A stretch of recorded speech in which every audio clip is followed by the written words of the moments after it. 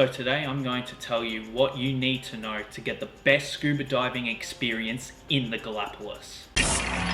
We're going to talk about 4 main things: where to dive, the conditions, liveaboards and animals. First off, we're going to talk about liveaboards, and they cost a lot of money.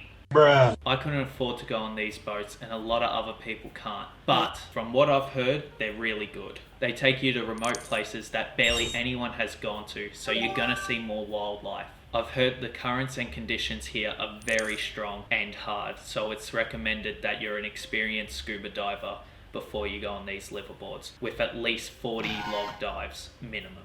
But hey, if there's a liveaboard that wants to put me on there free of charge, I'll help out. I'll make them a video. I can do anything they want.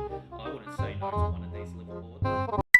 In the Galapagos, you're going to learn there's a lot of dive centers and boats, but every company has a certain day they go to a dive spot and a weekly timetable. This is great because whoever you dive with means the dive spots are never going to be overpopulated. And I've dived with 3 different companies, and the prices varied from $160 to $200. Now you can also book online, but I wouldn't recommend this because if you book in person, you can get a better deal. But if you're only in the Galapagos for a short time, I would recommend booking online so you make sure you get a spot. Every company you dive with will give you a wetsuit, food, and everything, so there's no extra fees for renting. Now we're going to talk about animals and dive spots. And we're going to talk about what time of the year you can see the animals so you can plan your trip around that.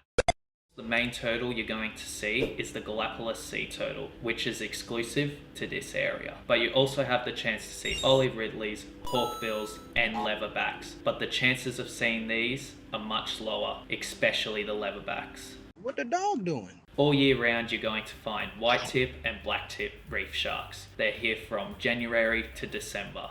And also the Galapagos shark, which can be spotted all year round. And the coolest shark that's always all year round is the hammerhead shark. And you can see the hammerhead sharks in schools or solo. There's a reason why they're everyone's favourite shark when they visit the Galapagos. Now there's 2 more sharks, but these ones are seasonal. First one is the bull shark, with high sightings being between October to April, and minimal sightings being from May to September. Even though I was in the Galapagos in December and January, I didn't see one and I didn't meet anyone who did either. The last one we're going to talk about is the tiger shark, but there's a minimal chance you might see one from April to November, but it is minimal.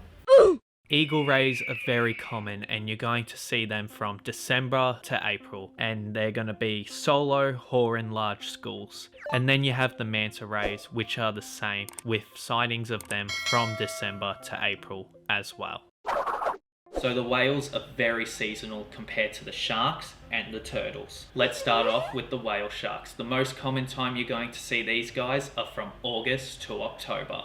But there is also minimal sightings in May to November.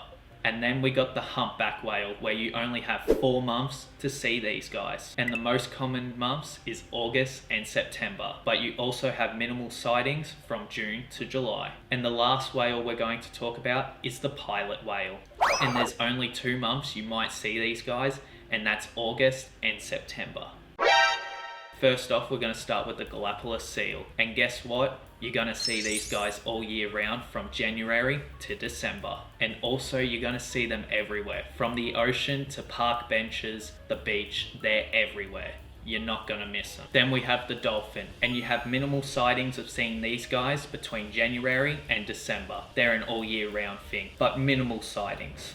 The last one is a crazy one, and that's the marine iguana. And you're going to see them all year. And the chances of seeing them scuba diving is very thin because they usually hang out at the top of the water, but there is still a chance of seeing them scuba diving. So there's 3 main islands to dive off: Santa Cruz, San Cristobal, and Isabella Island. I didn't get a chance to scuba dive off Isabella Island, so I'm just going to talk about the other 2. Oh yeah, Mr. Krabs! Santa Cruz is the main island of the Galapagos, with most of the restaurants, tours and dive companies here too. So I'm going to talk about the dive spots you can go from there. First one is North Planca, and that is northeast of Santa Cruz Island. Here I saw eels, white-tip sharks, turtles, and there's a lot of reef here, so you're going to find reef fishes here too. Then you have Gordon's Rock, which is one of the most famous dive spots in the Galapagos, and for good reasons. Here you're going to find turtles, eagle rays, and even hammerhead sharks. This is the best place to find hammerhead sharks in the Galapagos if you're not doing a liveaboard. Then you have Floriana Island, which is a half-an-hour boat ride from Santa Cruz. Here you're going to find turtles, hammerhead sharks, eagle rays, and a lot more. And one of the last prime dive spots of Santa Cruz is Santa Fe Island, which you can expect to find sharks, turtles, eagle rays, and seals. San Cristobal is the only island in the Galapagos to offer a dive wreck. Unfortunately, I just didn't have the time to do it, but I've heard it's a good wreck dive. And the main dive spot of San Cristobal Island is Kicker's Rock.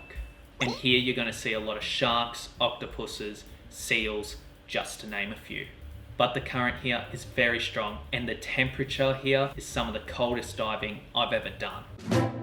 Unfortunately, I wasn't able to scuba dive Isabella Island too, which I've heard is just as good as the other two islands. And you also have the chances there of seeing the Galapagos penguin while scuba diving.